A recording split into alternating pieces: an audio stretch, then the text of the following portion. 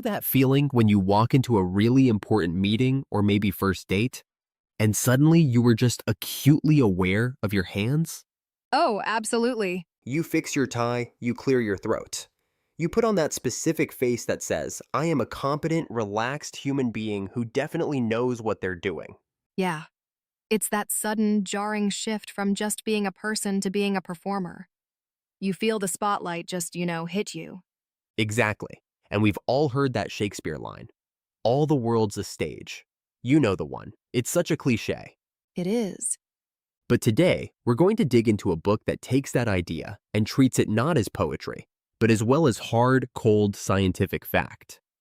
We're doing a book review into Erving Goffman's 1956 sociological classic, The Presentation of Self in Everyday Life. And this is a foundational text. It changed the game for how we look at social interaction. Goffman isn't writing about actors on Broadway. He's writing about you, me, the waiter at your favorite restaurant, the doctor you see once a year. He argues that we are all constantly performing, using scripts, costumes, and sets to control how the world sees us. And honestly, reading this was a little mind-blowing for me. It makes you realize that everyone, and I mean everyone, is faking it to some degree. Well, let's unpack that right away because faking it sounds a little malicious, doesn't it? A little bit, yeah.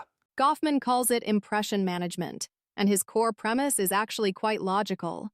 Think about it. When you enter the presence of other people, strangers especially, what's the very first thing they want to do? Figure out who I am, what I'm about. Precisely. They need information. They need to define the situation. Are you a friend, a threat, a boss, a subordinate? The problem is they can't see your heart or your mind directly. Right? That's all hidden. It's hidden. So they have to rely on what Goffman calls sign vehicles. Sign vehicles. I love that term. It sounds so technical for something so human. So these are the clues we drop, right? Exactly. It's your clothes, your posture, your speech, clues about your socioeconomic status, your competence, your trustworthiness. And here's where it gets interesting. Because we know people are hunting for these clues, we start mobilizing our behavior to give them the clues we want them to have. So we try to control the definition of the situation before they can define it for us. Okay, You got it. You jump in first. and this brings us to the importance of first impressions. I found this part really relatable. Goffman basically says that once you project a certain version of yourself at the start of an interaction, you're kind of stuck with it. You've made a commitment. It's the initial projection. Once you set the tone, you have to maintain it. Right? If you walk in acting like the funny, chaotic friend, you can't suddenly pivot to being the stern taskmaster 5 minutes later. The audience just won't buy it. No, of course not.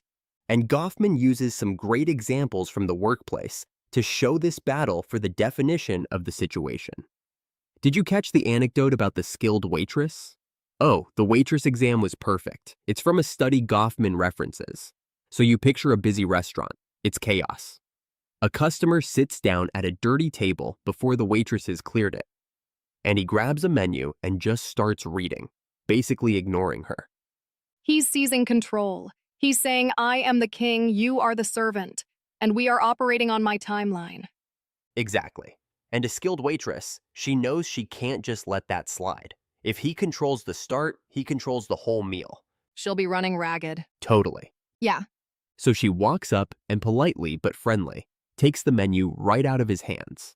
And she says, "May I change the cover, please?" She forces him to move back so she can clean the table. It's a power move, but it's a polite one. She reestablishes that she is in charge of the service. She defines the situation as I am a professional and this is my section. There's another example that every teacher listening will recognize immediately, the teacher who decides to start out tough. Oh yes, the strict start. The idea is that you cannot let the students get the upper hand. You start strict, you establish authority, you define the situation as I am the boss, and then you can ease up later. But you can't do it the other way around. If you start soft and try to get tough later, forget it. Impossible, because you've already defined yourself as the cool, easygoing teacher. And if the cool teacher suddenly tries to yell and give detention, The students don't get scared, just laugh. They think, wait, that's not the character you played in the first act. So, okay, we have all these people all projecting their own definitions of the situation. The teacher wants to be the boss. The students want to goof off. How do we not just end up in constant conflict? That is the crucial question. And Goffman says we don't actually need to agree on everything. We don't need a deep soul-level connection or, total honesty. We just need what he calls a working consensus. A working consensus. It's a modus vivendi, a way of living together. Basically, everyone agrees to suppress their real heartfelt feelings for a moment and convey a view that everyone else can accept. So it's a superficial agreement to avoid open conflict. Exactly. We agree to play by the rules of the scene. So I might think your presentation is boring and I might actually dislike you personally, but I'll nod and smile because the working consensus of a meeting is that we're all interested colleagues. Exactly that. If everyone expressed exactly what they were thinking, I hate the slide. You have spinach in your teeth. I really want to go home. Society would collapse in about 5 minutes. The working consensus is the social glue. That is a terrifying thought, but it leads us right into the next big chunk of the book, which is about the performer's relationship to their own act. Like, do we actually believe the performances we're putting on? It's a spectrum, according to Goffman. On one end, you have this sincere performer. This person is completely taken in by their own act. They believe that the impression of reality they're staging is the real reality. They've drunk their own Kool-Aid. In a way. Yeah, they're convinced. But on the other end, you have the cynical performer. This is someone who has no belief in their own act. They know it's a performance. They're sort of standing outside of themselves watching. That sounds negative, like a con artist or something. It can be. But Goffman points out, and this is a really important nuance, that cynicism isn't always bad. It can actually be a benevolent tool. Think about a doctor giving a patient a placebo. Right, okay, the doctor knows the sugar pill does nothing chemically. That's the cynical part. But she does it because she knows the patient needs the performance of being treated to feel better. Precisely. The doctor is cynical about the pill, but sincere about the patient's well-being. Goffman also talks about gas station attendants who would recheck tire pressure that they knew was perfectly fine. Why would they do that just to look busy? No, because the customer was anxious. The customer needs the performance of thoroughness to feel safe. If the attendant just said, "Nah, you're good," the customer would feel dismissed. So the intent and acts it out. They perform safety. They perform safety. That is fascinating. We sort of demand to be lied to in a way because we need the comfort of the performance. So, okay, whether we're sincere or cynical, we need tools to pull this off. And Goffman talks about the front. Right? The front is the expressive equipment we use, and we can break it down to 2 main parts, the setting and the personal front. The setting is the stage, right? The furniture, the decor, the office. Yes. And what's interesting is how we sometimes have to borrow a setting to match the role we want to play. Goffman uses the example of the British civil servant. Historically, these were men of high status in terms of power, but they weren't necessarily rich. They might live in a small, modest flat. So their home setting clashes with their high status role. Exactly. It's an inconsistency. So to maintain their front of being a high-status gentleman, what do? They join a club. Oh, like those fancy London clubs, the Reform or the Travelers. Exactly. They join so they can invite people to a setting that matches the dignity of their role. Deep leather armchairs, massive libraries, the vibe. They couldn't afford that setting at home, so they collectively rent the stage. They're borrowing the backdrop. That's a perfect way to put it. And then you have the personal front, which is the stuff we carry with us. Clothes, posture, speech patterns. And facial expressions. Yeah, Goffman really emphasizes consistency here. We expect the setting, the appearance, and the manner to all tell the same story. When they do, it's powerful. The example of the Chinese mandarin really stuck with me here. It was such a vivid picture of how manner dictates power. It's a striking image, isn't it? So you have this high-ranking official. His setting is a luxurious chair carried by 8 bearers. It's literally filling the street. His appearance is massive, stern, imposing. In his manner. He never smiles. Ever. Goffman notes that if he were to smile or look sympathetic, the whole performance of supreme power would just crack. He has to look like he's on his way to an execution, practically. It's so funny because we usually think of a smile as a good thing, right? We tell leaders today to be relatable. But in that specific performance, a smiles blooper, it breaks character.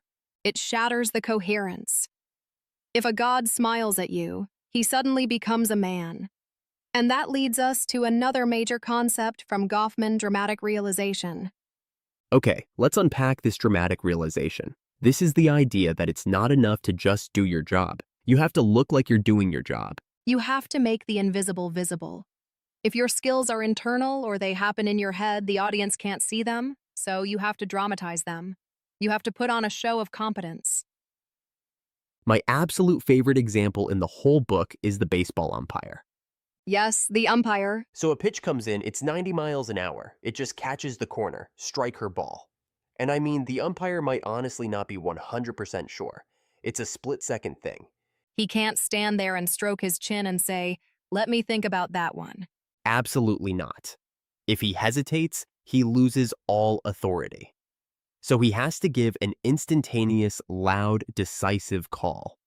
He has to forego the moment of reflection to perform certainty. He dramatizes his sureness, even if he doesn't feel it. He's performing the role of the man who knows. But sometimes this need for dramatic realization can actually get in the way of the real work. Goffman contrasts the surgical nurse with the medical nurse. The surgical nurse has great dramatic realization. She's handing over instruments. She's changing bandages. You can see that she's working. But the medical nurse, her job often involves just observing a patient, watching their breathing, checking their skin color. To a patient or their family, it just looks like she's standing there chatting or wasting time. So the family is thinking, why isn't she doing anything? Correct? So to reassure the audience, she might engage in busy work. She might arrange things on the bedside table or give a hypodermic just to dramatize her value. She has to act out nursing so the patient feels nursed. It's almost like we force people to be inefficient just so we can feel comfortable that they're working. That's often the cost of it. Yeah, the appearance of work becomes more important than the work itself. But there's another layer to this, which Goffman calls idealization. This is where we pretend to be better than we actually are. Essentially, when we perform, we tend to present an idealized version of ourselves that fits societal values better than our real lives do. We try to live up to the official standards of our class or our role. And this creates what he calls secret consumption. We hide the stuff that doesn't fit the ideal image. The hidden vices, the dirty laundry, all of it. Goffman lists some, hilarious examples of this. The housewife in the 1950s who buys cheap margarine. Right? She's being swifty, but she doesn't want to look cheap to her guests, so she takes the cheap margarine and puts it in a fancy china dish, serving it as if it were high-quality butter. She is performing upper-middle-class hospitality while backstage. She's counting her pennies. Yes. Or the bookshelf example, leaving the copy of the Saturday Evening Post on the coffee table. Highbrow, respectable, but hiding the true romance magazine in the bedroom. The behavior is so universal, even if the magazines have changed. We all curate our bookshelves for visitors. Totally. We hide the junk food before a dinner party. We're trying to maintain the front of a certain cultural status. There's a grittier example of this too, which was the street bakers. The clean family dodge. Yeah, you'd think if you were begging, you'd want to look as wretched as possible, right? Yeah. But Goffman points out that sometimes the audience wants a specific kind of poor person. They want the deserving poor. So families would make sure their faces were polished with soap, literally glistening clean, and their clothes were tattered but washed. They were performing poverty that is trying its best. Exactly because that is what triggered the audience's sympathy. They idealized their own poverty to match the values of the donor. It's an incredibly calculated performance. It really is, and it shows how much effort goes into all these acts. But the thing that stresses me out about all this is how fragile it seems. You know, one slip up and the whole thing comes crashing down. That is the constant danger. Goffman calls it expressive control. We have to maintain it perfectly because our constructed reality is fragile. A single unmet gesture can destroy the entire definition of the situation. Unmet gestures. So we're talking about tripping on the red carpet, yawning during a eulogy. Or a stomach growling during a moment of silence. These are tiny physical accidents, but their impact is huge. They remind the audience that the performer is just a biological organism, not a king or a priest or a grieving widow.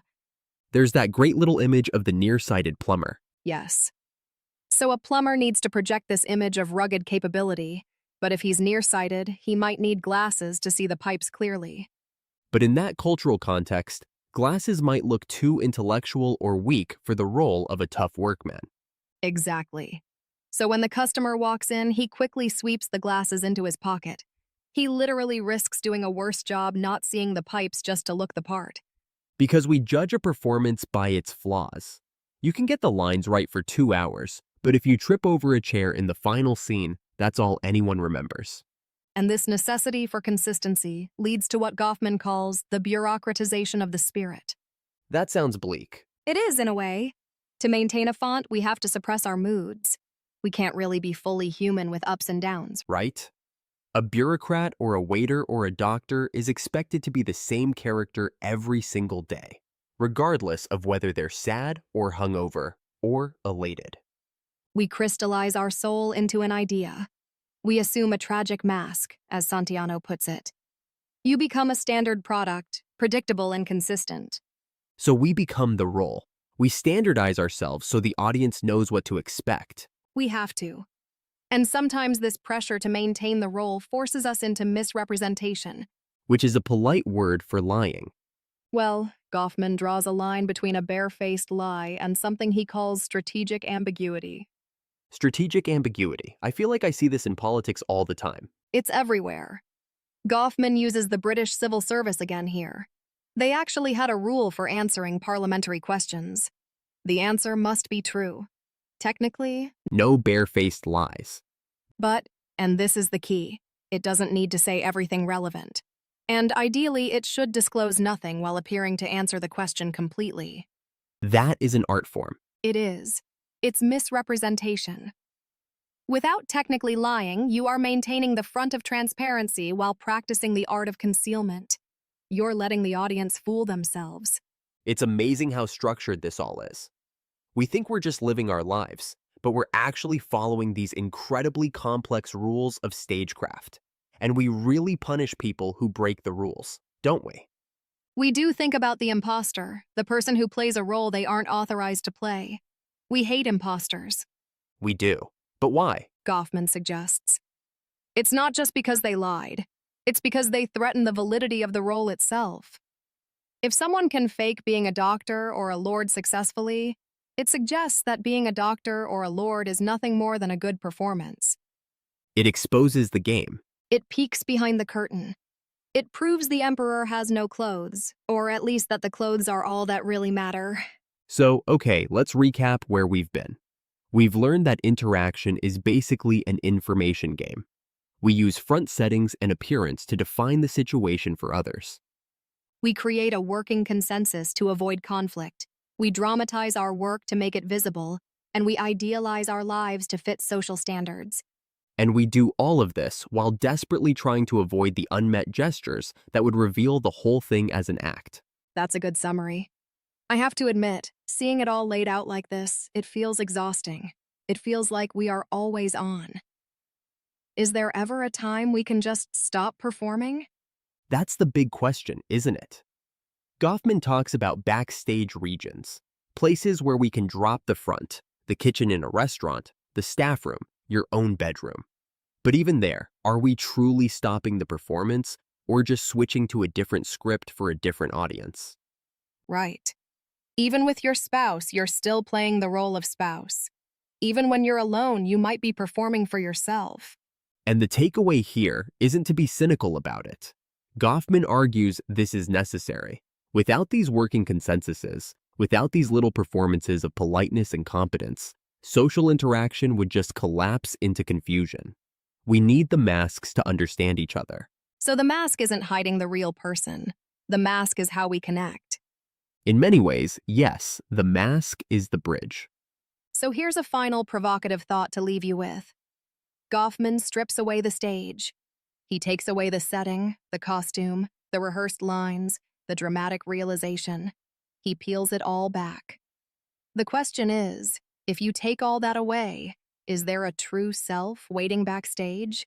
Or is the self just the mask we happen to be holding at that particular moment? Are we nothing more than the sum of our performances? That's the haunting question at the center of the book. Does the character exist without the play? Goffman seems to imply that the self is a dramatic effect arising from a scene that is presented, not a cause of it. Something to think about the next time you smile at a stranger or, fix your hair in the mirror. You're on stage whether you like it or not. Break a leg, everyone. Thanks for listening to the book review. We'll see you next time.